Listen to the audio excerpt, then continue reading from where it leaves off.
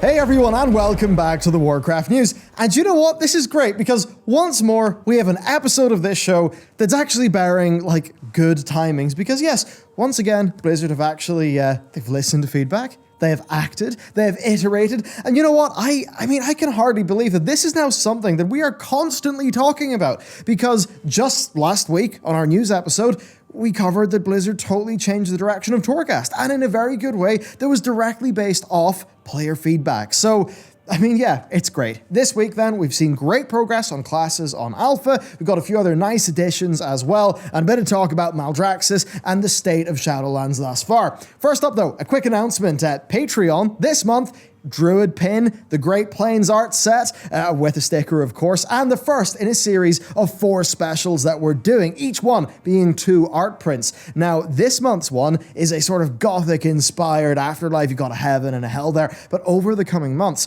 we're going to be, with the art team, delving into art based off Greco-Roman afterlives in honor of Bastion, Irish afterlives in honor of Ardenweald, and Norse, because, you know what, I love that aesthetic, and I want to get some art in that aesthetic into your hands. Of course, though, on Patreon, there's also vlogs, early videos, our daily industry news catch-up service, and our big weekly lore articles, and I'd love to add more to that as time goes on as well. And it's the single best way to help us out, and it seriously does help, because soon we're going to be able to scale up our team, hopefully in time for the launch of Shadowlands, so we can bring you even more content than ever. So seriously, thank you. It means a lot. It really does help people's lives. And with that, I will jump right into the news. First up, let's roll through the new character creation stuff. It's actually quite nice. So first up, on the character creation screen, we've got new poses for our characters. So yeah, you know, they'll hold up their weapons, do stuff like that. Generally, it's more animated, right? It gives you more of that depth, and it shows off the really cool new armor sets that we have for our default characters, which again is quite nice.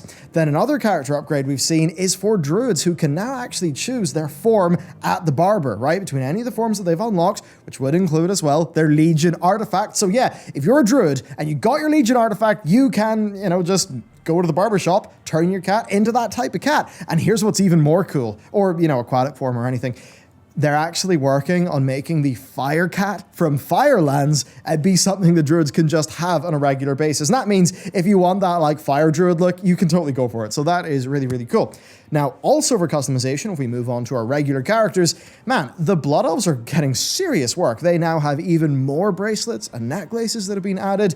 It's, you know, this sounds weird. It's a pity they've got to wear so much armor that covers up so much of that stuff. And I know you could take what I'm saying there as we should all run around naked in the game. Hey, maybe we should. But, you know, point being, right, there's like so many cool customizations, like little details, you know, necklaces, bracelets, brooches.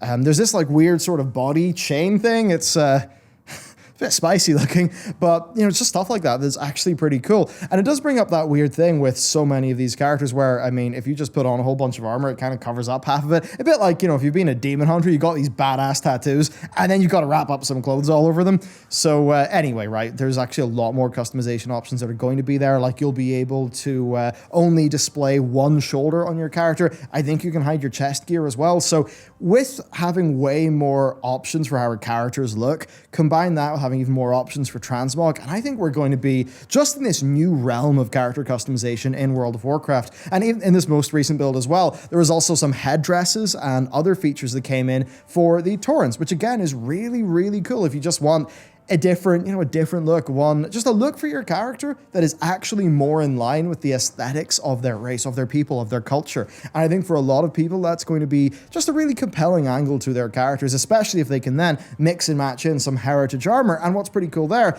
is, I believe Ian did say that like in the 0.5 patches, that's when they plan to add in heritage armor sets for like the regular non-allied races. So pretty cool. Now, moving on, there's another cool thing, Maldraxxus. It's almost certainly going to be out in a day or two on Alpha. It's not out quite yet because it actually seems like Blizzard had the Alpha fall over right when they tried to put it up today. But still, Blizzard released their preview of the zone. And basically your situation there is that Maldraxxus is ruled by the Necrolords. They've got 5 ruling houses. 2 of those houses are in ruins. And the overall leader of the Necrolords has like disappeared. So everyone else is scuffling for the leader's seat. But the setup is that the old leader of the Necrolords actually left hidden messages messages around the place to help, to help us like save Maldraxxus from itself. Now that makes a whole lot more sense when you understand that the whole thing about Maldraxxus and why Draka, who is a very honorable character, Thrall's mother, why she's there.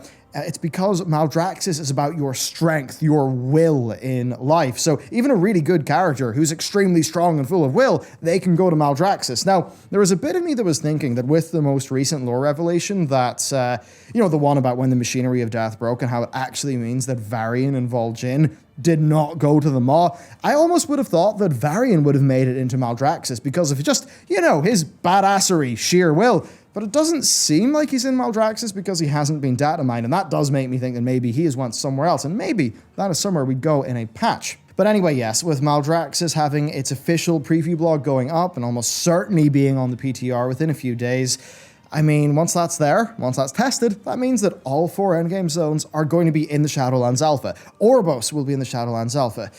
Torghast will be there. Now, the Maw itself is a zone that leads up to Torghast. That won't be there. But basically at that stage, that's almost when it would be time for it to no longer be Shadowlands Alpha, for when it might actually be Shadowlands Beta. Now that is going to be hyper meaningful because that's perhaps when we'll start to get the end game testing. Now what's really cool about that is that like for every zone that Blizzard have done, they've given us pre-made characters, right? We can actually we click a little button, we click what zone, we make a pre-made character at the correct level to go there so we can properly experience that content. I mean, like, holy crap, like in past alphas, you wouldn't have that. You'd actually, I remember in Legion, like having to fully level characters up to get some of the other zones and stuff like that.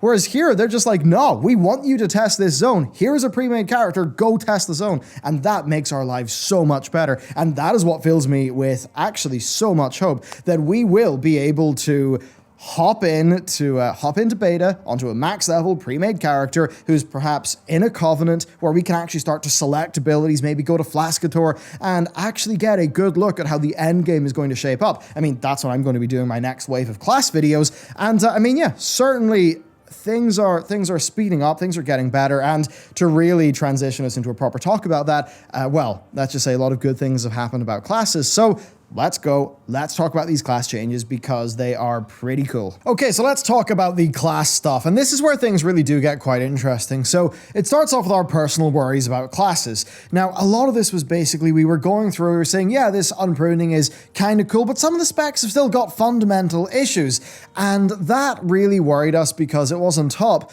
of Blizzard basically being pretty darn quiet when it came to their own feedback. But the good news here is that now we've seen a very big wave of very targeted changes from Blizz, and this really is quite exciting. It shows that alpha is still alpha, and that stuff is not locked in. They are willing to make large changes, and a bunch of these are big experimental things. So let's just get into it, and we'll kick it off with Enhancement Shaman. So broadly, right, we enjoyed the direction of the Enhancement Shaman changes, but it was clear that there was still messy stuff there. Like Searing Totem, man, that just felt like this random button that you just kind of hit every once in a while, but it didn't do that much. Well, what Blizzard have done here is they've implemented a whole bunch of changes to the core of enhancement, and actually I think they're pretty sweet in principle. Rockbiter and Searing Totem are just gone. Now, look, Searing Totem was pretty much pointless, right? So that does make sense for removal. It was just this button you hit, and it didn't really do much of interest. And then Rockbiter, well, that change, that being gone, right, that's now being balanced out by a reduced cooldown on Stormstrike, though Stormbringer is now just a CD reset, not giving you a free Stormstrike as well.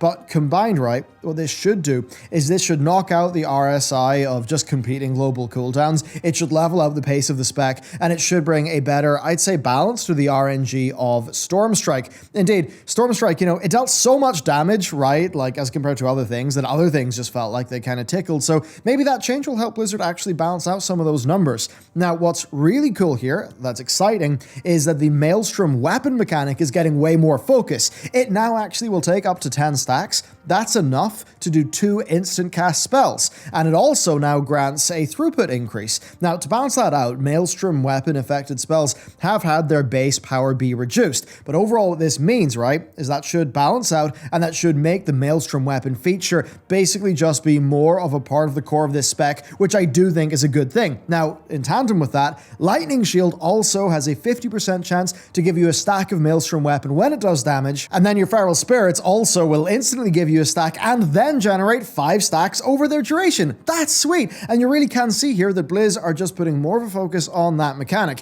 And I think that is a very wise move. Like, it's another interaction, it's another thing going on to think about. Now, there's also more interaction between Chain Lightning and Crash Lightning, where basically Chain Lightning will increase the damage and decrease the cooldown of Crash Lightning. Now, that makes Enhancement AoE a good bit more interactive, and that is even better because, guess what? Chain Lightning is affected by Maelstrom weapons, so you can do your instant Chain Lightnings and then tie that into your other stuff. It's really great. Then also your shocks have had their cooldowns be reduced by haste now, which is pretty cool. And overall, that's the core of the changes. Your TLDR here, right, is that Rockbiter going, that frees up more GCDs for abilities that matter a bit more, and then Blizzard have doubled down on the Maelstrom weapon mechanic for this spec. Now, this is not playable on Alpha just yet. Actually, Alpha's down as of the time of recording, so I can't test it, but in principle, this seems pretty exciting. And what's actually quite cool is that some talents double down on that stuff. So Boulder Fist is gone, it's replaced with Lashing Flames, and that basically just causes Lava Lash to increase the damage of Flame Shock on the target by 100% for 12 seconds. Of course, Lava Lash has got a 12-second cooldown, so a simple enough one. But then Landslide has changed into Storm Fury, and this is cool, because with that, each time Wind Fury weapon activates, what happens is the cooldown of your Storm Strike is reduced by 1 second. So if you want a bit more RNG fun, you can have it with that. Then also, Searing Assault is gone, of course, along with the Searing Totem that it interacted with, and it is now Hailstorm. But for context, the Hailstorm that you know has actually been renamed to Cycle of the Elements. So this is actually a new Hailstorm, and it's really cool. Hailstorm causes each stack of Maelstrom weapon consumed, okay? It causes that to increase the damage of your next Frost Shock by 50% and cause it to hit one extra target per stack of Maelstrom weapon consumed. Now, this sounds super fun to me in an AoE situation, because what would happen here, right? You would Maelstrom weapon an instant Chain Lightning, which would, decrease the cooldown of your Crash Lightning and increase its damage, but would also then buff up your next, your Frost Shock to make it be this big AoE thing. So there's more interactivity there. That's really cool.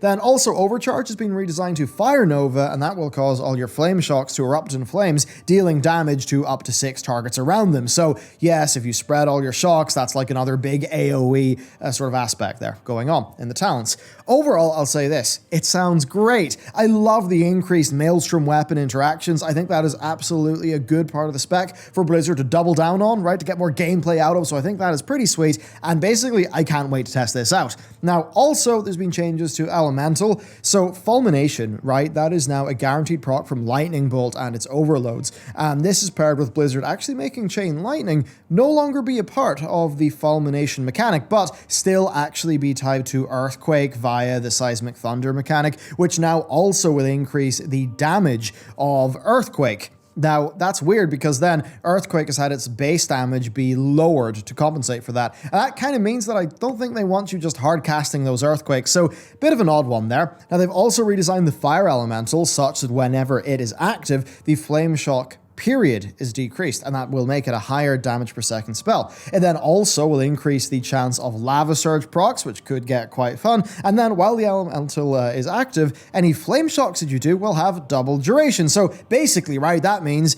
increased duration, and from what my read of it is, decreased tick time, which is quite a potent combo indeed. And then also Lightning Shield, well, that grants a charge of Fulmination, and that is pretty similar to how Lightning Shield, whenever it does damage to an enemy, how that is interacting with that Maelstrom weapon for enhancement, so a nice bit of consistency there. Now, I'll definitely say I will need to test Elemental to get a hang of it, but overall, it's good to see iteration here, and what I think is really core here is that opinions within the Shaman community seem quite positive. That is important, and it does show that Blizzard are actually thinking and moving in a different direction. Now then, we've got Warlocks. They've also seen some changes. So the pet summoning concerns that people have had, well, they have been met with Fell Domination. This is a new baseline ability that you'll have with a 3-minute cooldown, and it will reduce the summoning time of pets by 5.5 seconds. It's a bit weird, right? It's a bit of a blunt solution, but at least it will give Warlocks a faster pet whenever they absolutely need it. Then Blizz have also removed Curse of Doom from Affliction and Destro because it didn't really fit that well, and it's then been replaced with Exhaustion, which is just a 50% slow for 8 seconds. Now, for Affliction, well, they've seen some pretty significant changes too. So first up, Shadow Embrace is actually baseline, and that makes your Shadow Bolts a bit more competitive, especially like in a single target situation. Now, the big change is Unstable Affliction. That's no longer longer a single target dot that increases damage dealt against the target, so it's different from its initial Shadowlands design. It can now be multi-dotted around, and it no longer amplifies damage on the target. Now, Blizzard did know that that was an experimental change, and that basically their goal there is to allow for more, just more of a focus on the multi-dotting for Affliction. And to be honest, for me, it's kind of hard to tell how that will shake out, and I'm guessing here the idea is that maybe the Shadow Embrace change will sort of help fill a void in single target, perhaps. Now, for the talents, there's also core stuff there. So Deathbolt, it's now a PvP talent. Now, look, I thought Deathbolt was really cool, but Blizzard did say that with UA stacking no longer being a thing, it made sense for that to no longer be a core talent, which, I mean, sure, I guess, but I thought it was a cool idea. Now, they've also changed Nightfall to activate a bit more, so that should ramp up some of your pace if you talent into it, and they've added a new talent called Inevitable Demise. And what this does is this makes it so that damaging an enemy with Agony will increase the damage of your next drain life by 5%. Of course, stacking up to 50 times. What does that mean? Well, basically it means that every once in a while, you will have this super powerful drain life that you can use, which I think is a pretty cool little thing to throw into the spec. Then what they've also done is swapped out Tongue-Tied with Howl of Terror, so that's an AoE fear that you've got there, and they've also added a new talent that reduces the cooldown of Summon Dark Glare by a minute. And right now, I'm going to say it's hard to tell how this will be for Affliction without playing it, but I do think it's good to see Blizzard doing iterative work there. Now, that said, I don't think this is going to be hitting on many of the core concerns that Warlocks had, especially, say, Destro Warlocks, which do have a few concerns as well. They're not being seen here, so we'll have to see how that shakes out. And then just to quickly roll through the other changes, well, Mages have now got 2 charges of Shimmer, but with a 5-second higher recharge time.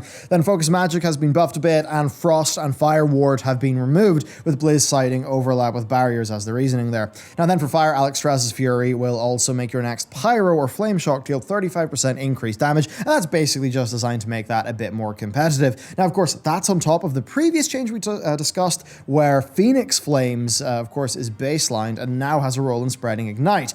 Right now, it does have some balance issues on Alpha just with how it's working, but I think the core gameplay there is cool enough. Oh, and then also for the DKs, or the Blood ones, they've removed Rune Tap from the GCD, and that basically means that finally it will feel decent to use. I mean, I don't know why I say finally, it was an obvious problem. Now it's been fixed, so I think that is a vital change that's really good. And the more things that come off the GCD, in my opinion, the merrier. So there you go. A whole bunch of class changes. The core takeaway from this is that it is them doing iteration. I think we had a few weeks where there really wasn't that many changes. Like initially we saw Blizzard iterate on Eclipse, they iterated on Feral a little bit. I think not really in a good direction for either, to be honest with you. But then we just had a few weeks of not that much going on, where finally now in the last 2 weeks, we're actually seeing those changes happen. So maybe with the work from home shift and all those things happening, just some of that class work was delayed, but it's nice to see that they're back in the saddle and that work is actually happening now.